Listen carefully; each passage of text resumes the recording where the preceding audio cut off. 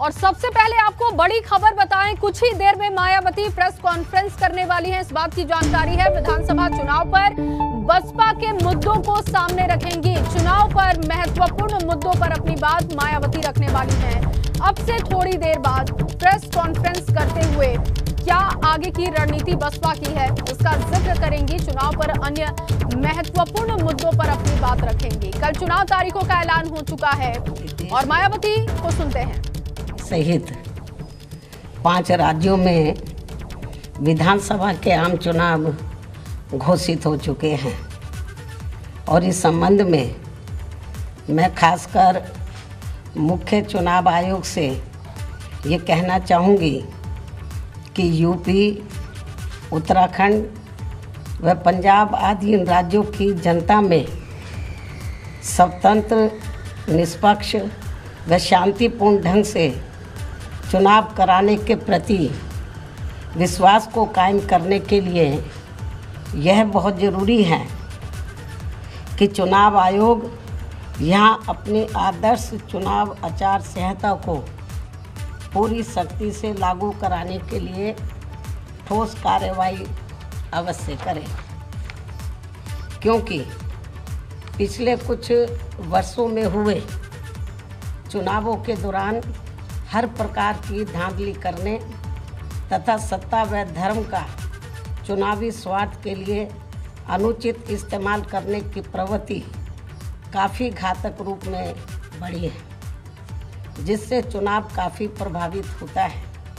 और इसको लेकर पूरा देश भी काफ़ी चिंतित है। इतना ही नहीं बल्कि पिछले कुछ चुनावों में कोरोना के अति प्रकोप में भी जिस प्रकार से रैलियों व रोड शो आदि के जरिए चुनाव आचार संहिता का खुला उल्लंघन किया गया है, तो उससे भी पूरा देश काफ़ी हैरत में रह गया है। साथ ही पिछले कुछ वर्षों से चुनावों को विशेषकर धार्मिक रंग देकर जिस प्रकार से संकीर्ण स्वार्थ की राजनीति की जा रही है, तो उस पर भी चुनाव आयोग को काफ़ी सख्त कदम उठाने की खास ज़रूरत है और इन मामलों में पुलिस व प्रशासनिक अधिकारियों का निष्पक्षता के साथ बिना भेदभाव के कानून के मुताबिक काम कराने को सुनिश्चित करने के लिए भी ये ज़रूरी है कि सरकारी मशीनरी में चुनाव आयोग का कानूनी खौफ ज़रूर कायम रहे, तभी यहाँ चुनाव सही से संपन्न हो पाएंगे। हालांकि इस मामले में बीएसपी खुद ही एक अनुशासित पार्टी है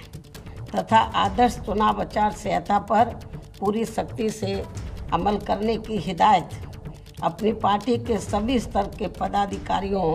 व कार्यकर्ताओं आदि को हमेशा देती रहती है। इसके साथ ही ये भी सर्वविदित है कि चुनाव को अपने देश में लोकतंत्र का खास त्योहार माना जाता है। लोकतंत्र में आम जनता को एक व्यक्ति व एक वोट के मताधिकार के जरिए अपनी राय व्यक्त करने एवं सत्ता को जिम्मेदार बनाने का संवैधानिक व लोकतांत्रिक हथियार चुनाव ही है। इसलिए इसमें किसी भी प्रकार की बाधा व अड़चन आदि डालने की किसी को भी इजाज़त नहीं दी जानी चाहिए। ये सब चुनाव आयोग को ज़रूर देखना है। लेकिन इसके साथ साथ यहाँ मैं अपनी पार्टी के बारे में इस संबंध में ये भी कहना चाहूँगी कि इस चुनाव में मुख्य चुनाव आयोग ने जो भी चुनाव आचार संहिता लागू की है, तो उसका हमारी पार्टी पूरी ईमानदारी से पालन करेगी। ये भी मैं इनको अपनी पार्टी की ओर से विश्वास दिलाना चाहती हूँ। इसके साथ ही ये चुनाव पूरे तौर से फ्री एंड फेयर होना चाहिए। इसके लिए हमारी पार्टी का चुनाव आयोग से विशेष अनुरोध भी है, खासकर दलित व अन्य कमज़ोर वर्गों के लोग अति संवेदनशील पोलिंग बूथों पर अपना वोट डाल सकें। इस मामले में भी चुनाव आयोग को काफ़ी सख्त कदम उठाने होंगे, वरना इन वर्गों के लोग अपना वोट डालने से वंचित रह जाएंगे। इसके अलावा आज मैं इस मौके पर खासकर यूपी की जनता से भी ये कहना चाहूँगी कि यदि यूपी की जनता यहाँ बेहतरीन कानून व्यवस्था तथा प्रदेश का संपूर्ण विकास एवं हर मामले में व हर स्तर पर अपना उद्धार एवं उत्थान आदि करना चाहती है, साथ ही प्रदेश में यहाँ दलित, आदिवासी, पिछड़ा वर्ग, मुस्लिम व अन्य धार्मिक अल्पसंख्यक समाज के लोग व सर्व समाज में से गरीब, मजदूर, नौजवान, बेरोजगार, किसान, व्यापारी, कर्मचारी एवं अन्य विभिन्न क्षेत्रों में लगे लोगों के साथ साथ छात्र, युवा, महिलाएं व बुजुर्ग आदि भी अपना हित एवं कल्याण चाहते हैं, तो इन्हें फिर इस चुनाव में विरोधी पार्टियों के खासकर विभिन्न रूपों में जारी किए गए या जारी होने वाले इनके प्रलोभन भरे चुनावी घोषणा पत्रों आदि के बहकावे में कतई भी नहीं आना है तथा ना ही इन्हें अपना वोट किसी भी प्रकार की भावनाओं में बहकर करना है, बल्कि अपने हितों में आजमाई हुई अपनी पार्टी बीएसपी को ही अपना वोट देना है, जिसकी कथनी व करनी में कभी भी कोई अंतर नहीं होता है, जिसे यहाँ की जनता अच्छी प्रकार से जानती भी है। कहने का तात्पर्य ये है कि केवल बीएसपी ही एक ऐसी राजनीतिक पार्टी व मानवतावादी मूवमेंट भी है जो अपनी नीति व कार्यक्रम में सर्व समाज के लोगों का व विभिन्न क्षेत्रों में लगे विशेषकर गरीबों, मजदूरों, व्यापारियों एवं अन्य मेहनतकश लोगों के हितों का भी पूरी निष्ठा व ईमानदारी से ध्यान रखती है और खासकर अपराध नियंत्रण व कानून व्यवस्था के मामले में लोगों की चाहत के हिसाब से किसी भी अपराधी को अपनी पार्टी की सरकार छोड़ती नहीं है। यानी कि हमारी पार्टी की सरकार छोड़ती नहीं है, चाहे कोई बीएसपी पार्टी से जुड़ा हुआ ही क्यों ना हो। इसलिए बीएसपी के राज में कानून द्वारा कानून का राज चलता रहा है, जिसका मुकाबला अभी तक यहाँ किसी भी पार्टी की सरकार नहीं कर पाई है। जबकि दूसरी पार्टियों की रही सरकारों में हर सरकार अपनी पार्टी के आपराधिक तत्वों को बचाती है और केवल दूसरों के खिलाफ ही पक्षपातपूर्ण कार्रवाई करती है। जैसा कि यूपी में वर्तमान बीजेपी की सरकार में भी हमें काफ़ी कुछ देखने को मिल रहा है, जिस कारण ही यहाँ अपराधियों का अभी भी जंगल राज चल रहा है और जनता बुरी तरह से त्रस्त है। हर जाति, हर वर्ग के लोग काफ़ी दुखी हैं और इस सरकार में खासकर अपर कास्ट समाज के जो एक तबके के लोग हैं, वो तो सबसे ज़्यादा दुखी हैं, जिन्होंने पिछले चुनाव में बढ़ चढ़कर बीजेपी को अपना वोट दिया है।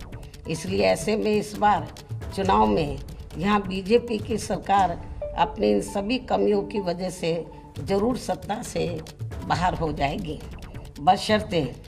यदि चुनाव में इन्होंने सरकारी मशीनरी का दुरुपयोग नहीं किया तथा वोटिंग मशीनों में भी कुछ गड़बड़ी आदि नहीं की। और हम चाहेंगे कि चुनाव आयोग इन सब मामलों में अपनी सख्ती ज़रूर करे। इसके अलावा मैं ये भी कहना चाहूँगी कि प्रदेश में यहाँ एक पार्टी ऐसी भी है जो दूसरी पार्टियों के निकाले हुए लोगों के सहारे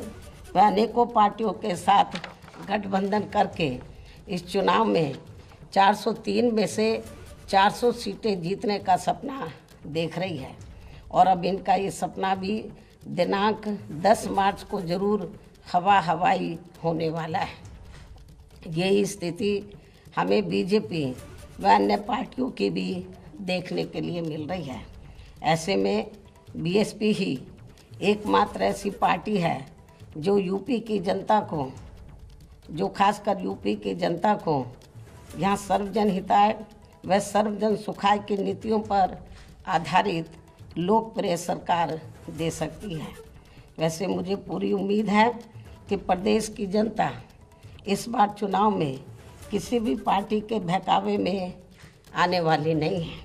और यहाँ अपनी एकमात्र हितैषी पार्टी बीएसपी को ही सत्ता में जरूर लाएगी। चाहे इस चुनाव में यहाँ सभी सर्वे एजेंसियाँ मैनेज होकर वोट पड़ने तक भी बीएसपी को रेस से बाहर क्यों ना दिखाती रहे, जबकि इसी प्रकार सन 2007 के चुनाव में भी इन्होंने बीएसपी को रेस से बाहर तथा सपा व बीजेपी को ही रेस में आगे दिखाया था, लेकिन नतीजों में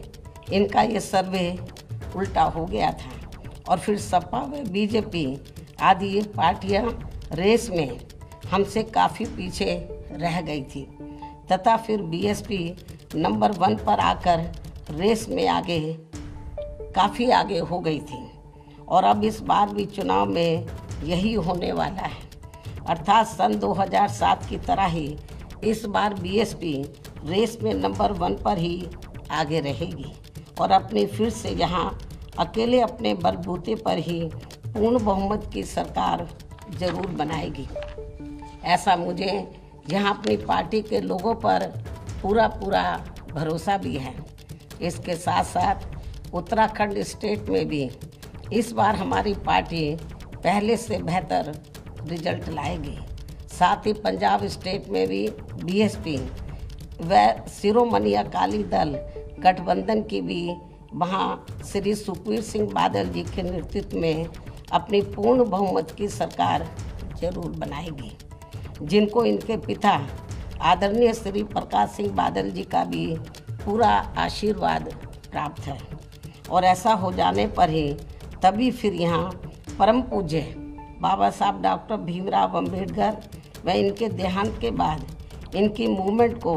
सही गति देने वाले मान्यवर श्री कांशीराम जी आदि का भी अधूरा सपना जरूर साकार हो सकता है। इस विश्वास के साथ ही अब मैं आप लोगों को ये भी अवगत कराना चाहती हूँ कि कल चुनावों की घोषणा होने के बाद आज मैंने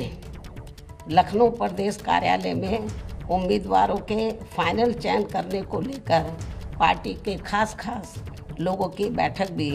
बुलाई हुई है, जो ये बैठक काफ़ी अहम होगी। इन्हीं ज़रूरी बातों के साथ ही अब मैं अपनी बात यहीं समाप्त करती हूँ। धन्यवाद। जय भीम व जय भारत। तो बीएसपी सुप्रीमो मायावती को आप सुन रहे थे। उन्होंने कहा कि अभी यूपी में जंगल राज चल रहा है और दावा किया कि यूपी में इस बार बीएसपी की सरकार बनने जा रही है। यूपी की जनता परेशान है और उन्होंने कहा कि एक मात्र पार्टी बीएसपी ही है जो जनता के हित की बात करती है। हम किसी की नकल नहीं करते और यूपी में इस बार बसपा की सरकार बनेगी। ये बड़ा दावा मायावती ने किया है। उत्तराखंड में भी पहले से बेहतर प्रदर्शन करेंगे। पंजाब में भी बसपा गठबंधन की सरकार बनने जा रही है। साथ ही साथ उन्होंने मौजूदा सरकार पर हमला किया, अखिलेश यादव को भी घेरा और उन्होंने कहा कि हमारी पार्टी से निकाले हुए लोगों को लेकर अखिलेश यादव को लगता है कि वो चुनाव जीत जाएंगे, तो ये उनका भ्रम है जो कि 10 मार्च को टूटेगा। इसके साथ साथ मौजूदा सरकार को भी घेरा और कहा कि मौजूदा सरकार ने जो दावे किए, जो वादे किए 5 साल में, उसे पूरा नहीं किया। जनता समझ चुकी है कि एकमात्र पार्टी बीएसपी उनके हितों की बात करती है और इस बार उत्तर प्रदेश में चुनावी नतीजे चौंकाने वाले होंगे। चुनावी घोषणा पत्र को लेकर भी उन्होंने अपनी बात रखी। साथ ही साथ जानकारी दी कि एक मीटिंग होने जा रही है। तमाम बीएसपी के बड़े नेताओं के साथ वो बैठेंगी और उम्मीदवारों को लेकर मंथन करेंगी और साथ साथ उन्होंने सरकारी मशीनरी को लेकर, ईवीएम को लेकर सरकार को घेरा और कहा कि चुनाव आयोग निष्पक्ष तरीके से चुनाव कराए, ये पहली प्राथमिकता होनी चाहिए। एक बार फिर से सुनते हैं मायावती की महत्वपूर्ण। विधानसभा के आम चुनाव घोषित हो चुके हैं और इस संबंध में मैं खासकर मुख्य चुनाव आयोग से ये कहना चाहूँगी कि यूपी, उत्तराखंड व पंजाब आदि इन राज्यों की जनता में स्वतंत्र, निष्पक्ष व शांतिपूर्ण ढंग से चुनाव कराने के प्रति विश्वास को कायम करने के लिए यह बहुत ज़रूरी है कि चुनाव आयोग यहाँ अपनी आदर्श चुनाव आचार संहिता को पूरी सख्ती से लागू कराने के लिए ठोस कार्रवाई अवश्य करे, क्योंकि पिछले कुछ वर्षों में हुए चुनावों के दौरान हर प्रकार की धांधली करने तथा सत्ता व धर्म का चुनावी स्वार्थ के लिए अनुचित इस्तेमाल करने की प्रवृत्ति काफ़ी घातक रूप में बढ़ी है, जिससे चुनाव काफ़ी प्रभावित होता है